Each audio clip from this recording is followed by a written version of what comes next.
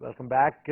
جیسا کہ آج ہم رموز بے خودی کی کنکلوژن کی طرف چل رہے ہیں اور ہم نے ابھی 2-3 اشعار جو ہیں ڈسکس کیے. اینڈ آگے کیا کہتے ہیں اقبال اپنے Ali? One thing is obvious, Iqbal یہاں پر دکھی ہے، بہت دکھی ہے.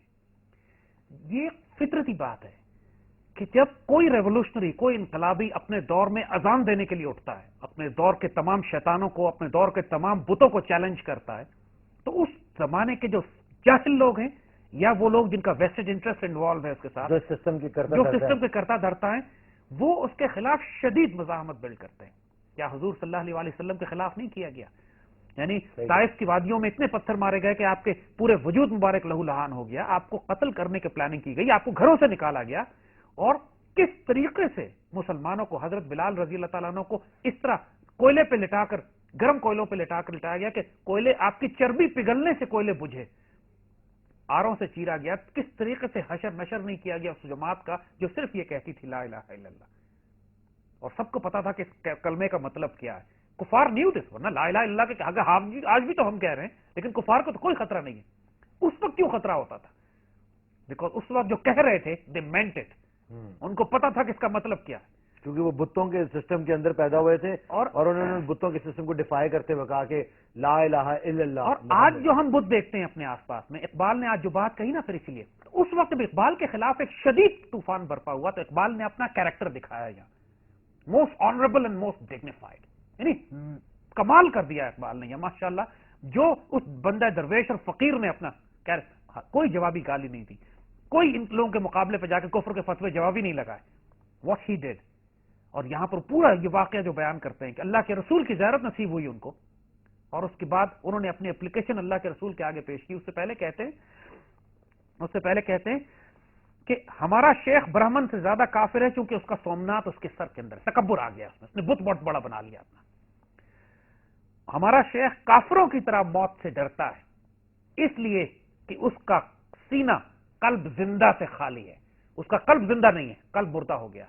دیکھیے، انسان مردہ اس وقت ہوتا ہے جب اس کا قلب مردہ ہو جائے، جب انسان روشنی اور اندھیروں کے درمیان فرق نہ کر پائے، جب انسان ایک نور کا اتنا بڑا مینار ہے. اقبال کی کلام اور اقبال کی شاعری جو کہ امت مسلمہ کے احیاء کا سب سے بڑا پیغام ہے. جو مسلمان ظاہری طور پر مسلمان بھی کہیں، اگر اقبال کی مخالفت کر رہا ہے، اس کو نظر نہیں آ رہا ہے کہ وہ کس کی مخالفت کر رہا ہے. What is he doing? امت مسلمہ کے احیاء کا سب سے بڑا پیغام جو 20ویں صدی میں اٹھا ہے، اس کو ڈیمولش کرنے کے لیے، اس کو تباہ کرنے کے لیے کون سے مسلمان اکٹھے ہو گئے ہیں آپس میں؟ تو اقبال کہتے ہیں یہ اس لیے کر رہے ہیں کہ ایک تو یہ موت سے خوف کھاتے ہیں، اور دوسرا ان کے دل میں سینہ زندہ قلب نہیں ہے، مردہ قلب ہے ان کے دلوں میں. اور پھر یہ شیخ کہتے ہیں، اقبال نے ان شیخ کے الفاظ میں ان تمام سکالرز کے، ان تمام اپنے وقت کے دانشوروں کے اور علماء کے اور صوفیوں کے کہ جو اقبال کی مخالفت کر رہے تھے، جو آج بھی کرتے ہیں. آج بھی آپ کے آس پاس لوگ ایسے نہیں ہیں جو آپ سے یہ کہتے ہیں کہ آپ کیوں اقبال کو ریوائو کرنے کی کوشش کر رہے ہیں؟ اقبال نے کیا دیا، اقبال سے کیا ہو جائے گا؟ یہ اس وقت بھی ہو رہا تھا، آج بھی ہوگا، اور جب بھی اقبال ریوائو ہوں گے ایسے ہی ہوگا. جو وقت کے، ہم صاف کہیں گے، جو کم نظر تنگ نظر لوگ ہیں، جن کے دماغوں میں سومنات گھسے ہوئے ہیں، جنہوں نے خدا اپنے آس پاس بہت سارے بنائے ہوئے ہیں، کیونکہ اقبال کی جو نعرہ تکبیر ہے، اقبال کی جو اذان ہے، وہ ان سارے بتوں کو ہلا کے رکھ دیتی ہے جو زمانے میں قائم کیے جاتے ہیں. ان لوگوں نے اقبال کے خلاف پروپیگنڈا کرنا شروع کیا. اور کیا کیا؟ یہ شیخ کہتے ہیں کہ یہ شخص ہم پر فرنگیوں کا جادو پھونک رہا ہے، یعنی انگریزوں کا ایجنٹ بن کے آیا ہوا ہے. آج ہم کو اور آپ کو ایجنٹ نہیں کہا جاتا، آج ہمیں کہا جاتا ہے کہ یہ سی آئی اے کی بیکنگ پہ ہیں، آئی ایس آئی کی بیکنگ پہ ہیں، بلیک واٹرز ہیں، ایجنسیز کے لوگ ہیں. یہ کون سا ایجنڈا لے کے اٹھے ہوئے ہیں؟ کس کے لیے کام کر رہے ہیں؟ ان کی فنڈنگ کہاں سے آتی ہے؟ یہ اس لیے کہ ہم اقبال کے کلام کو ریوائو کر رہے ہیں نا.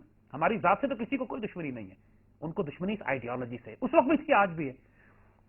So what they are saying is، یہ شیخ کہتا ہے کہ یہ ہم پر فرنگیوں کا جادو پھونک رہا ہے. یہ سارا شور شرابہ، سارا غوغا اس لیے ہے کہ یہ فرنگیوں کے قانون کو پڑھ کر آیا ہے. فرنگیوں کے قانون، یہ لا پڑھ کر آئے تھے، آکسفورڈ کیمبرج، وہاں پڑھ کر آئے. انہوں نے کہا یہ تو انگریز آدمی، یہ تو باہر سے پڑھ کر آیا، سوٹ ووٹ پہنتا، لہٰذا یہ انگریز ہے. اور جو چودھری بنے ہوئے تھے دین کے، ان کو سخت تکلیف تھی اس بات کی کہ یہ باہر سے آ کر امت کے احیاء کی کون سا میسج دے رہا ہے. یہ تو ظاہراً دیکھنے میں انگریزی قانون پڑھ کر آیا ہوا ہے اور ہے انگریز. یہ پروپیگنڈے کا ایک حصہ تھا اقبال کے خلاف. آج بھی ہوتا ہے کہ اقبال نعوذ باللہ قادیانی تھے، یا شراب پیتے تھے، یا نعوذ باللہ عورتوں کے پیچھے جاتے تھے، بدکار تھے. یہ ساری خرافات اس وقت بھی تھیں اور آج بھی کی جاتی ہیں.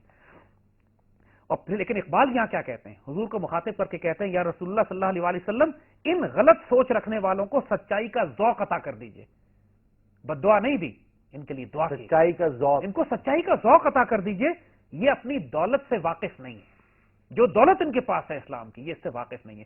لیکن اصل سٹننگ چیز جو اب آنے والی ہے، جو ہم کہتے ہیں 1400 سال کی مسلم تاریخ میں کسی مسلمان نے اتنا بڑا چیلنج نہیں دیا اپنے مخالفین کو جتنا اقبال یہاں دینے جا رہے ہیں، اور ایڈریس کر رہے ہیں، مخاطب کر رہے ہیں رسول اللہ کو۔ امیجن کیجئے حضور کے دربار میں اتنی بڑی اپلیکیشن دینے کی جرت کرنے کا ہم سوچ بھی نہیں سکتے، اور اقبال حد کراس کرتے ہیں، وہاں جاتے ہیں، اس دربار میں جاتے ہیں، اپلیکیشن کیا دیتے ہیں، کہتے ہیں کہ یا رسول اللہ صلی اللہ علیہ وسلم اگر میرے دل کا آئینہ جوہر کے بغیر ہے، میرے الفاظ میں قرآن کے علاوہ کچھ مضمر ہے، یعنی جو کچھ میں کہہ رہا ہوں اگر یہ قرآن کے علاوہ ہے، میں جو میں نے کلام کہا ہے، جو میری شاعری ہے، جو میری پوئٹری، جو میرا مشن ہے، میں قرآن کے مطابق کر رہا ہوں، لیکن اگر یہ قرآن کے خلاف ہے، اگر آپ سمجھتے ہیں کہ یہ قرآن کے خلاف ہے، ان مولویوں کو تو چھوڑیں، ان پیروں کو تو چھوڑیں، ان صوفیوں کو اور دانشوروں کو چھوڑیں جو مجھ پہ اعتراض کر رہے ہیں، یا رسول اللہ میں آپ سے بات کر رہا ہوں، آپ کے آگے درخواست پیش کرتا ہوں، آپ کے آگے حاضر ہوا ہوں، اگر جو کچھ میں نے کیا یہ قرآن کے خلاف ہے تو پھر اس طرح کیجئے، امیجن کیجئے حضور سے یہ کہہ رہے ہیں کہ پھر آپ میری فکر کا پردہ چاک کر دیجئے اور اس دنیا کو مجھ جیسے کانٹے سے پاک کر دیں، یعنی مجھے ذلیل و رسوا کریں اور میری جان نکال دیں، مجھے مار دیں، مجھے ختم کر دیں، تاکہ دنیا کے آگے مجھے عبرت بنا دیں۔ اتنا بڑا درخواست حضور کے آگے۔ پھر کہتے ہیں زندگی کے لباس کو مجھ پر تنگ کر دیجئے، میں زندہ نہیں رہنا چاہتا تھا، اگر میں نے خیانت کی آپ کے ساتھ، اگر میں نے خیانت کی قرآن کے ساتھ، اگر میں نے خیانت کی آپ کے دین کے ساتھ، پھر میں زندہ نہیں رہنا چاہتا۔ آپ اپنی ملت کو، اس ملت کو میری شاعری کے شرم سے محفوظ رکھیے، شاعری کے شرم سے محفوظ رکھیے، یعنی اس ملت کو میری شاعری سے بچا دیجئے، جو میں نے شاعری کہی ہے آپ امت مسلمہ کو میری شاعری سے الگ کر دیں، میری شاعری کا کوئی اثر ان پہ نہ پڑے، میری شاعری کی کوئی برکت یہاں تک نہ پہنچے، ان کا کوئی، یعنی اتنا بڑا چیلنج کین یو بلیو علی کہ کوئی دے سکتا ہے؟ اللہ کے رسول کے آگے مخاطب کر کے اور کہتے میری ویران کھیتی کو سرسبز نہ کیجیے، اپنے بارے میں بددعائیں پہ بددعائیں کیے جا رہے ہیں، اتنا بڑا چیلنج، اور اس کھیتی کے بہار کے بادل سے بہرمند نہ کیجیے، یعنی یہ جو میری کھیتی، جو میرا رزق ہے، میرا نور ہے، اس کو وڈرا کر لیں، اس کھیتی کو ہرا بھرا سرسبز نہ کریں اس کو، اگر میں نے جو کچھ کیا ہے قرآن کے خلاف کیا ہے۔ محشر کے دن امیجن کیجئے علی، دس از دی الٹیمیٹ، ہماری ساری زندگی ہم سب مسلمان اس پر امید لگا کے بیٹھتے ہیں کہ قیامت کے دن حضور صلی اللہ علیہ وسلم ہماری شفاعت کریں گے اور ہمیں اپنے دامن میں چھپا لیں گے اور ہماری غلطی اور کوتاہیوں سے درگزر فرمائیں گے۔